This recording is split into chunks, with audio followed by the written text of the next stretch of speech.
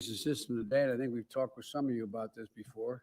I doubt whether anyone would think that 12 years is enough in the 21st, second half of the 20, second quarter of the 21st century. And so what we do here is we want to have the best educated workforce, and that's why universal pre-K is going to mean so much. And it also, it also increases exponentially the prospect of that child being able to, no matter what her background, his or her background, get through 12 years of school and then go on, almost half go on to a 2 or 4 year college. And students show, and these studies are been done by a lot of the great universities, that it's going to, I think it's an economic necessity to have the best educated workforce. And take clean energy manufacturing.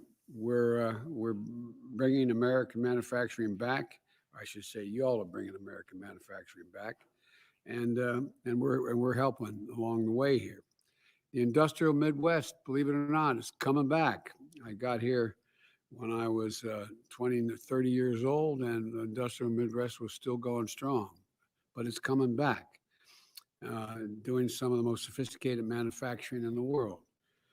A real breakthrough began last year when Mary Barra, excuse me, Mary for your, um, I said it again, and Jim, Jim Farley of Ford, GM and Ford, and some of the key labor leaders announced that they're moving to all electric future for vehicles.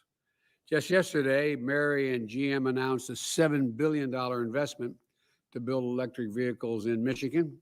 It's going to create 4,000 new jobs.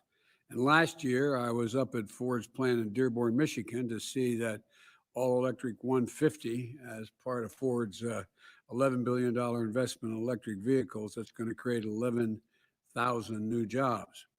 And as part of the over $100 billion committed over the last year, American Auto Manufacturing is going to build electric vehicles and batteries and build them in the United States of America. And we all know how important it is to manufacturing to have the necessary component parts here in America, made in America. And last week, I point out that Intel announced a $20 billion plan to build a semiconductor manufacturing facility in Ohio, one of the largest of its kind in our nation's history. It's going to create 10,000 jobs. And I might add, one of the reasons for inflation being high as it is, 1/3 of the reason that inflation is up is the cost of vehicles.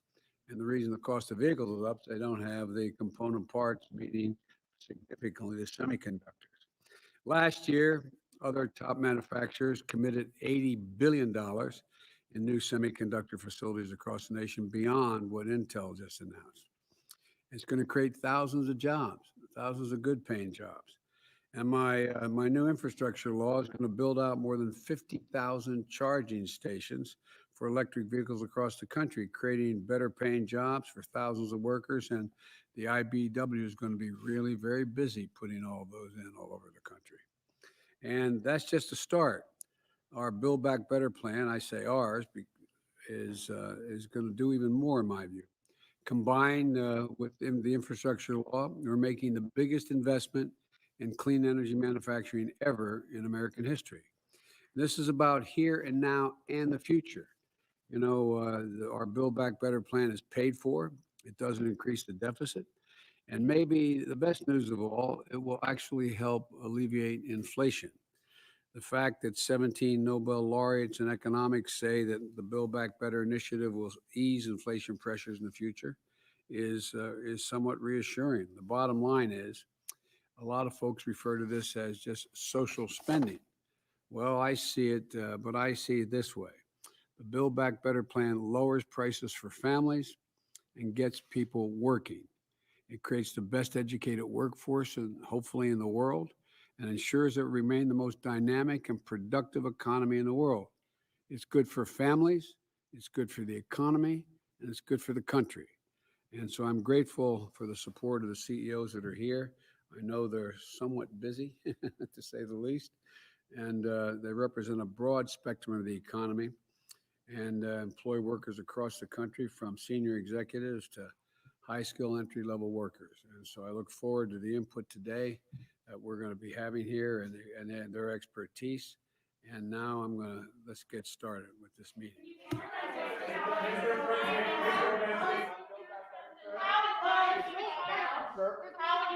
Justice Breyer, Justice Breyer is going to retire. Let's go. Thank you. Let's go. Thank you. Your thoughts on Justice Breyer's retirement? Let's go. Thank you, guys. Let's go. Thank you. Every justice has the right and opportunity to decide what he or she is going to do and announce it on their own. There has been no announcement from Justice Breyer. Let him make whatever statement he's going to make, and I'll be happy to talk about it later. Thank you so much. Mr. President, so we're going to. I'll be happy to talk about this later. I'm going to get into this issue, okay? Thank you so much. We're going to start by asking Tom Linebarger to offer your thoughts, please. Yeah, thank you, Mr. President. It's an honor to be go to here. Supreme Court, Tom? I'm just going to demur on that one, but it's really an honor to be here. Thank you for inviting me to this event, and I just want to say that. Come on, guys, let's move this. I just wanted to say that I think that climate change is the existential crisis of our time, and I know that I would not want to be sitting in my living room with my kids and grandkids and not say that I made every effort I could to address it. And working at a company like Cummins, which has been an innovator for a long time, I think we can make a big investment and a big effort to address climate change in some of the toughest to abate sections in the economy: trucks, construction equipment, and things like that. And that includes batteries, hydrogen fuel cells, and other important technologies. And we are investing significantly in those. But we can't do it alone. The truth is we need investments. Tax credits in the Build Back Better Act for hydrogen and clean trucks will play a big role in getting all of us to invest in infrastructure and other things that we need to get this going. And I just want to say that I think we're out of time. My view is that we're out of time to protect our climate, and we're out of time to make sure that American companies are the ones that lead the world in these technologies. When we invest, we can win and we can create jobs for our workers here in the United States. That's what we intend to do at Cummins, and I think that's what all of us can do if we invest in climate change technologies now. If we wait, not only do we harm the climate, but we make sure that we're not the winners in global competitiveness.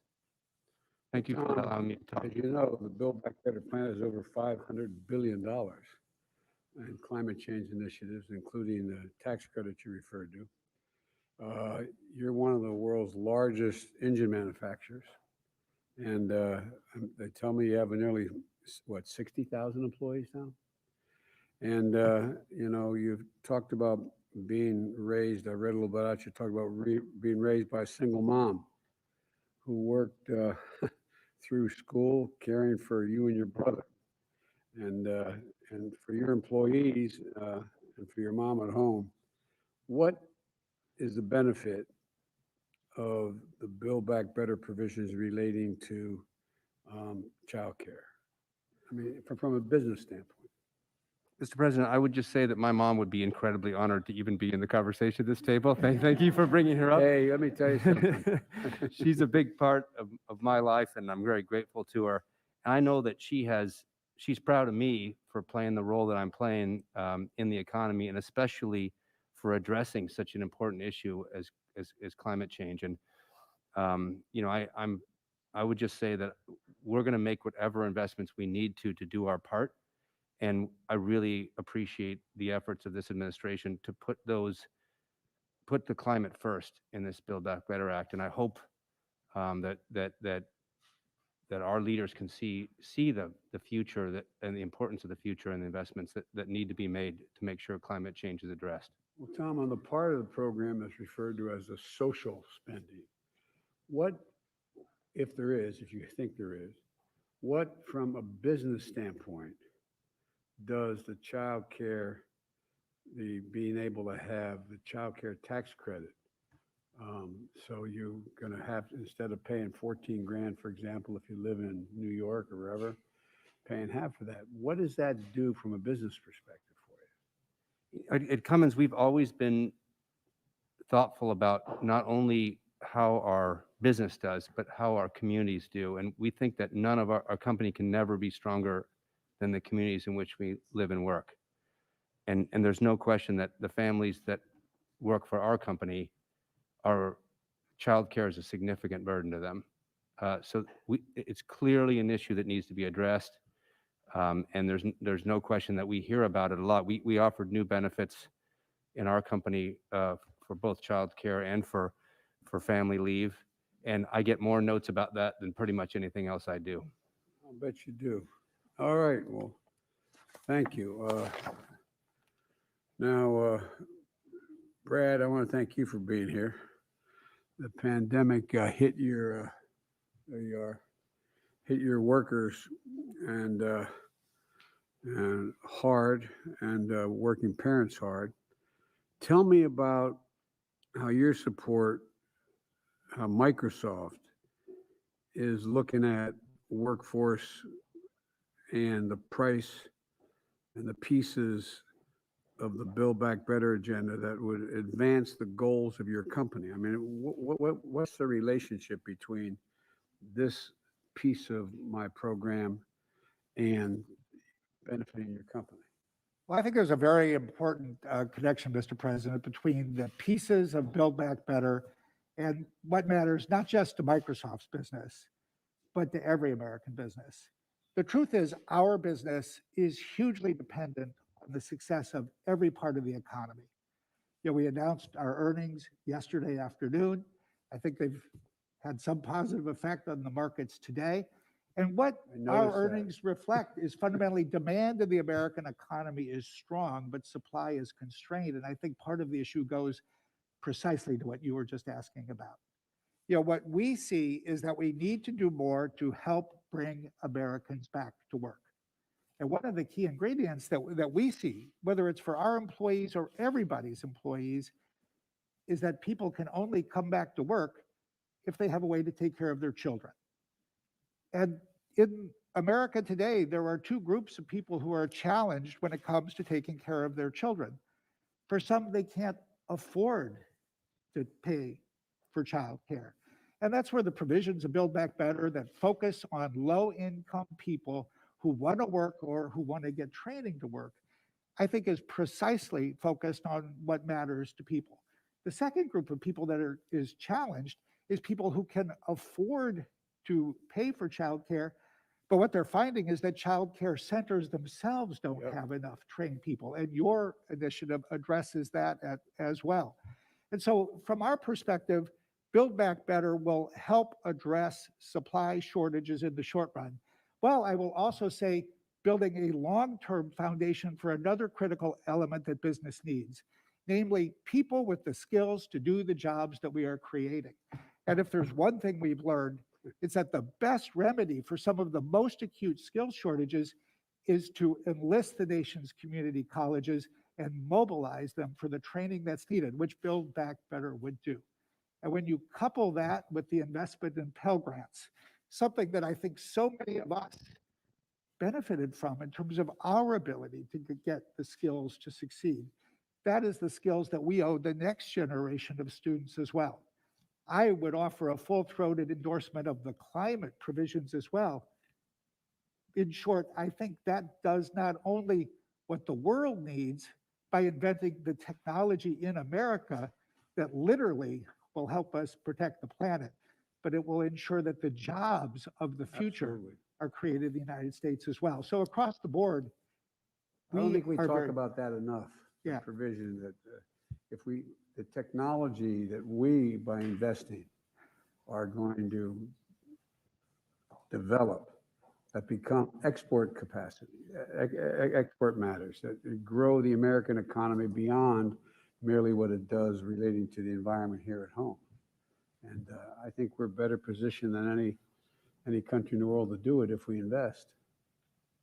I couldn't agree more. And, you know, it's digital technology will play a role across the board. So we at Microsoft see this, but more than that, this is things like the long duration battery storage, that will equip the automobiles of the future. It's the sustainable aviation fuel that our airlines and aircraft manufacturers need. It's really every sector of the economy, and perhaps most especially the future of power generation.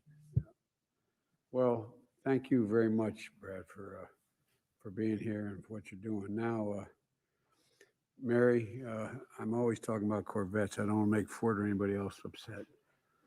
But I might point out, when I went to Dearborn, driving that, was up there.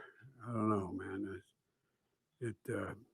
I think the press thought I was crazy. I enjoyed it so much going up and your new EV factory and that Hummer.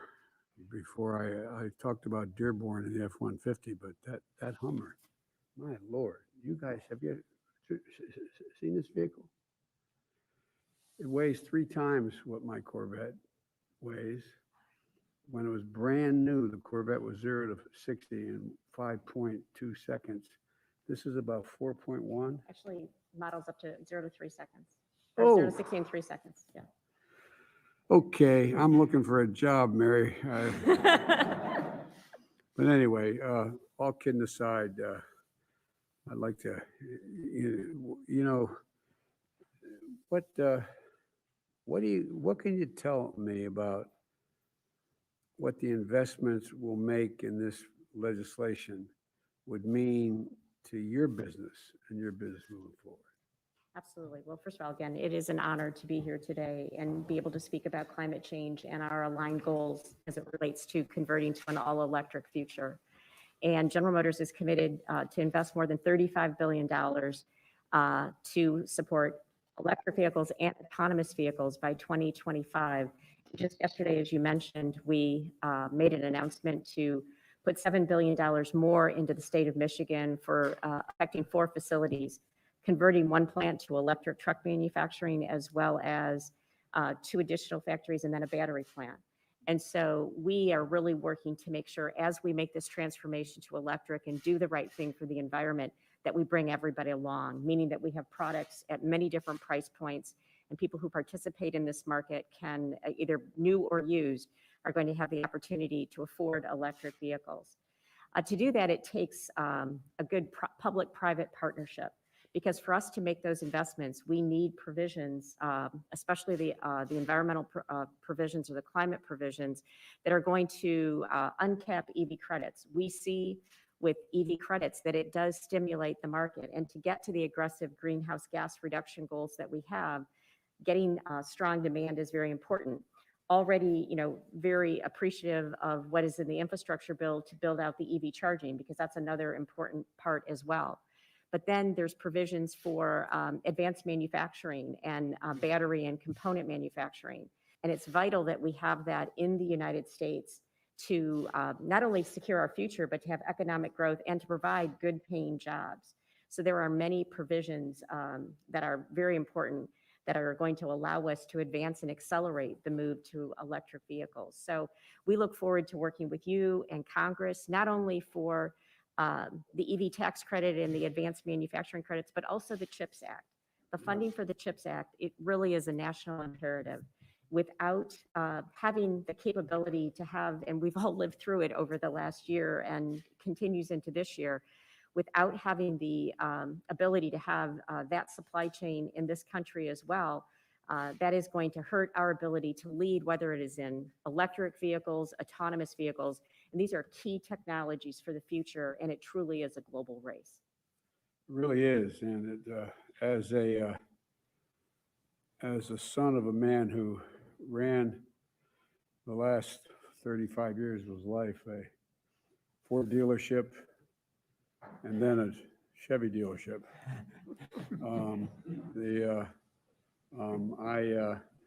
you're going to make a lot of difference in people being able to make a living again. I mean, it really, really, really does matter. I mean, it's consequential, and at any rate, but I thank you for being here and what you have to say. Now, So, Brian? yeah, Mr. President, with your permission, we're going to shift to the next section. We're going to ask the pressed to leave, and we're going to focus on going down into some of the